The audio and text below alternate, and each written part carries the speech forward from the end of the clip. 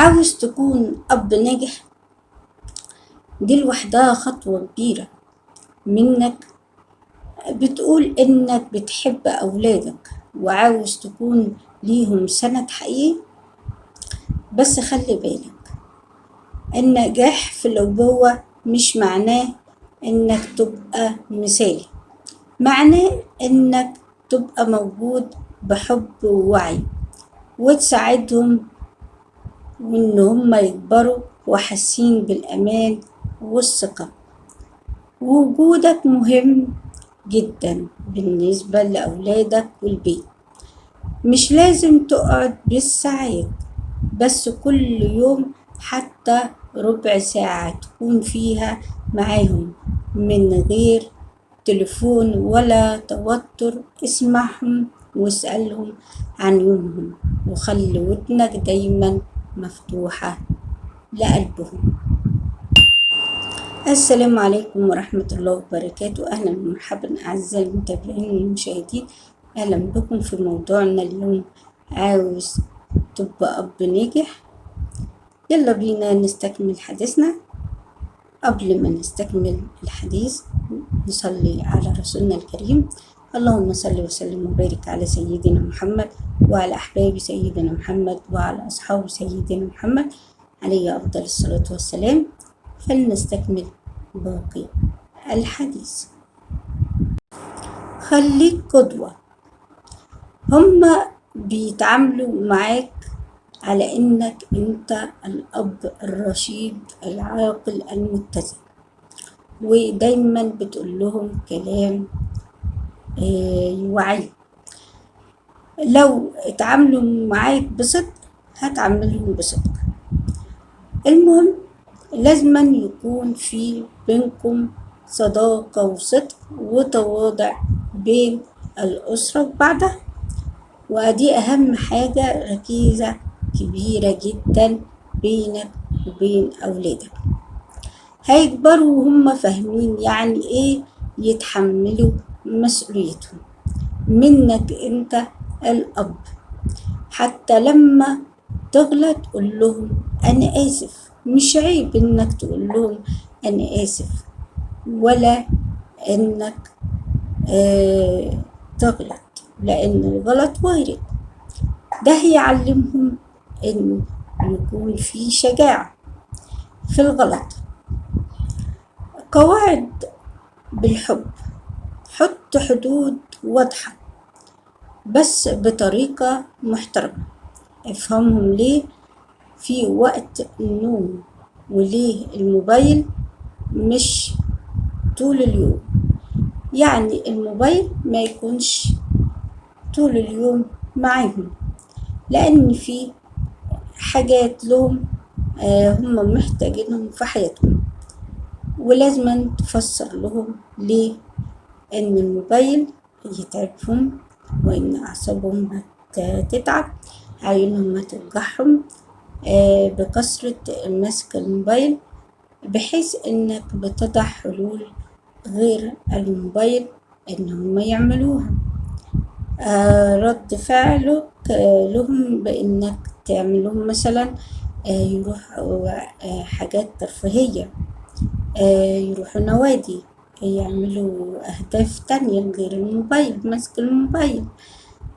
كل الحاجات دي بتخليهم تبعدهم عن أن يبعدوا عن التوتر الذهني، بحيث إن هم يكون عندهم إلمام بالحياة الواقعية. ولما يغلطوا خليك ثابت، ما تعاقبش حد يعني مرة واحدة، عشان يكونوا هم عارفين ان انت يعني ممكن ان انت تديهم حيز ان انت ما تعذبهمش في غلطهم. وخليك اب رحيم عليهم على قد قوتك، على قد ان انت بردك عارف ان هم اكيد هيغلطوا في كل حاجة، واكيد لازم تسامحهم، بس على ان هم تعلمهم الصح من الغلط، وشجعهم انه يختاروا لنفسهم فيه. بس اديهم حرية تتناسب مع سنهم. خليهم يلبسوا اللي هما بيحبوه ويحاولوا يحلوا مشاكلهم، بحيث ان هما يكونوا معاك في وقت الحلول، بس بتراقب من بعيد، وانت بتشوف رد فعلهم في حل المشاكل، عشان تشوف مدى استيعابهم ومدى توضيحهم وفهمهم للحياة، إن إزاي هيقدروا يحلوا مشاكلهم بنفسهم، من غير ما تقرب ليهم بإنك أنت تعمل عليهم مثلا، يعني تعطيهم إنك أنت يعني يعني تعبهم جدا جدا. خليهم هم ياخدوا قرار بنفسهم.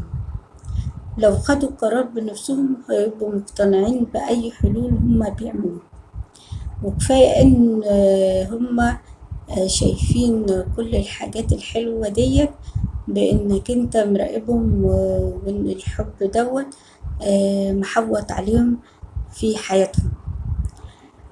حبهم من غير شروط، واحضنهم وقول لهم أنا بحبكم دايما، أنتم أحبابي، حتى لما يفشلوا. حبك مش مربوط بدرجات ولا إنجازات. خلي بالك من نفسك. الأب المرهق بيزعق، الأب المرتاح بيحضن. فخد وقتك، نام كويس، واعمل حاجة بتحبها كل فترة.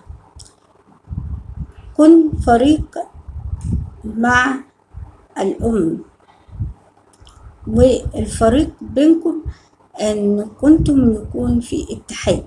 ما ينفعش كل واحد فيكم يربي لوحده. اتكلموا مع بعض، واتكلموا بعيد عن الأولاد، بحيث إن الأولاد مش تسمعكم، واتفقوا على طريقة واحدة تمشوا بيها البيت. وآخر حاجة، ما فيش حاجة اسمها أب مثالي، بس في حاجة اسمها أب بيعلم وبيتعلم إن يحاسب أولاده، وإن يسأل أولاده إيه اللي ممكن أعمله، وإيه اللي يكون من الأب أحسن ليكم.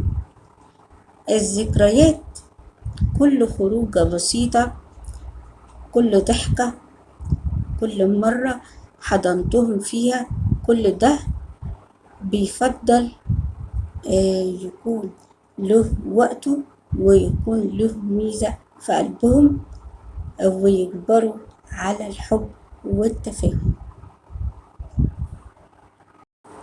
أشكركم على حسن استماعكم، ولكم مني وافر الاحترام، وأهلا وسهلا بكم في قناة الملكة سوسن النجار. الرجاء الاشتراك وتفعيل جرس القناة على الكل، والسلام عليكم ورحمة الله وبركاته.